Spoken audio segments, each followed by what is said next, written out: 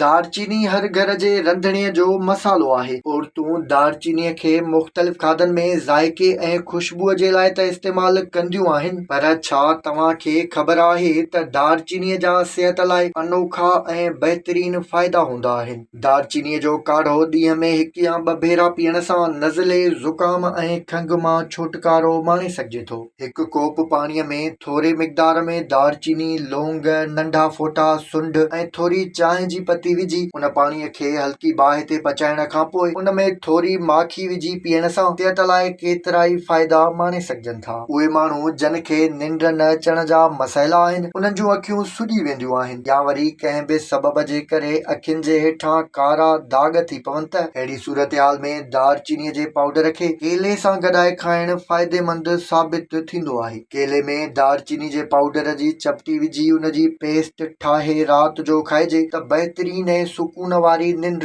करे सघिजे थी। दारचीनी पेट जे मर्दी मसइलनि जे लाइ इंतिहाई फ़ाइदेमंद हूंदी आहे। इहा खाधो हज़म करण में बि मदद ॾिए थी। दारचीनी खाइण सां बुख लॻण वारो अमल खुलंदो आहे ऐं वधियल पेट अंदरि करे सघिजे थो। जेके माण्हू खीर खे हज़म न करे सघंदा हुजनि, उहे खीर खे थोरी दारचीनी विझी पोइ इस्तेमाल कनि त इहो नुस्ख़ो काराइतो साबित थींदो। ॾंदनि ऐं मथे जे सूर मां जिंद छॾाइण जे लाइ दारचीनीअ जो तेल इंतिहाई फ़ाइदेमंद हूंदो आहे। तेल न हुजे त दारचीनीअ जे पाउडर में थोरो पाणी विझी उन जी पेस्ट ठाहे बि मथे या निड़ ते मखे राहत माणे सघिजे थी। दारचीनी ब्लड प्रेशर, शुगर ऐं दिलि जी बीमारियुनि जे लाइ पिणु फ़ाइदेमंद हूंदी आहे। रत खे ॼमण खां बचाइण समेत जिस्म में कोलेस्ट्रोल ऐं इंसुलिन जो मिक़दार बरक़रार रखण जे लाइ दारचीनीअ जो इस्तेमाल जादुई फ़ाइदनि वारो हूंदो आहे।